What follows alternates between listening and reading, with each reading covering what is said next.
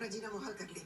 मैं कोई और नहीं आपा, आपकी छोटी बहन हूँ और ये हक हासिल है मुझे और मैंने वही किया। और एक बात और, अल्लाह रब्बुल इज्जत बड़ी बड़ी बातें बिल्कुल पसंद नहीं, और जो लफ्ज आपने अभी भी इस्तेमाल किए उनसे गुरूर और घमंड की बू आ रही थी।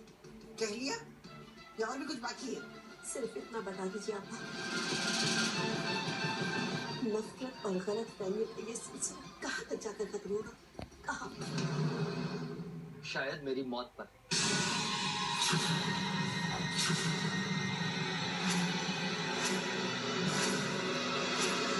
शाहज़ेब, ये कैसी बातें कर लोगे? सही तो कह रहा हूँ खाला जान। मुझे तो ये सिलसिला कहीं भी खत्म होता नजर नहीं आ रहा। मैं ही नहीं रहूंगा तो अम्मी की सारी शिकायतें, सारी बेरुखी, सारी नफरत, सबकी सब खत्म हो जाएंगी। क्यों अम्मी?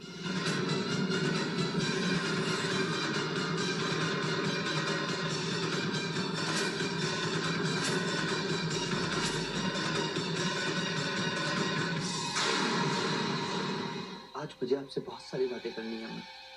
इसी दिलचस्प ड्रामे का इंतजार था बुशरा को। पर्दा उठ गया, अब खेल शुरू। मुझे तुमसे कोई बात नहीं करनी है। लेकिन आपको बात करनी है। मैं आपसे पूछना चाहता हूँ कि आप कैसी मन और ये कैसी नफरत लेके बैठी हैं आप कि अपनी औलाद को अपनाने को तैयार नहीं है। खाला जान और सफिया की बात मानकर मैं खुद इस घर में चल कर आया। ना बुशरा और सफिया ने मुझ पर कोई एहसान किया और ना ही तुमने। दिल के जख्म तो सूख जाएंगे, लेकिन दर्द का क्या? दर्द ना दिखता है न छुपता है। दर्द को सिर्फ महसूस किया जाता है। दर्द का एहसास सिर्फ उसी को होता है जिसे दर्द होता है। कोई और उसे क्या जाने। तो फिर मैं ये मान लूं कि आपने मुझे कभी माफ ना करने का मुकम्मल इरादा कर लिया। बड़े समझदार हो। मतलब आपको अपनी औलाद से ज्यादा अपने जख्म पे क्योंकि जख्म देने वाली औलादी है। आपा जान, वो एक बेटा अपनी अम्मी से सवालात कर रहा है बुशरा। बेहतर होगा कि तुम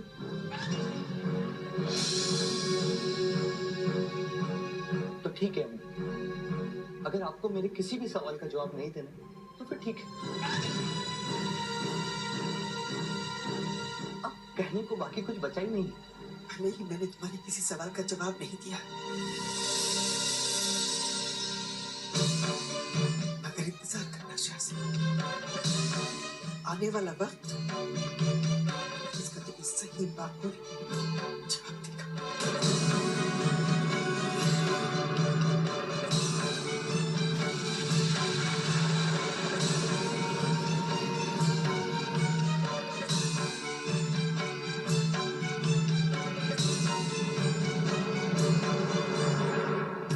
मेरी अम्मी का जवाब नहीं। उस वक्त तो मैं जल कर रह जाती थी। आपको इतना कोसती थी कि मेरी अम्मी मेरे लिए खीर नहीं बना के लाती और उस सफिया को जाकर दे देती। चाहे वो खीर हो, चाहे गुलाब जामुन हो और चाहे गर्मा गर्म गाजर का हलवा। अब मैं समझी, आप उसमें कुछ और ही मिलाकर डालती थी और वो पहुंच गई सीधे हॉस्पिटल। पागल हो गई हो क्या? धीरे बोलो। ऐसी बातें तभी अल्फाज में ही अच्छी लगती हैं। कोई सुन लेगा तो? लेकिन अम्मी, मेरा अंदाजा सही था ना? आखिर बेटी किसकी हो? ये तुम देखती जा, बस शाम होने दो। जैसे ही मेडिकल रिपोर्ट आएगी ना, तब देखना कैसी कयामत बर्पा होती है सबके ऊपर। अम्मी, लेकिन एक बात मुझे समझ नहीं आई। और तुम्हें समझने की जरूरत भी नहीं है। लेकिन अम्मी, फिर भी आप बताइए तो, आपके मंसूबे में क्या हो रहा है? सारी बातें धीरे धीरे करके समझो तो जिंदगी का मजा और बढ़ जाएगा, समझी? समझी।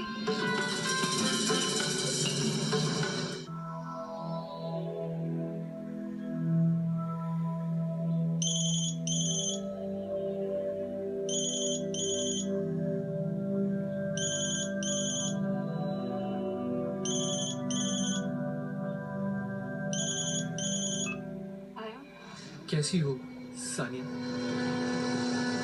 कौन? माशाअल्लाह,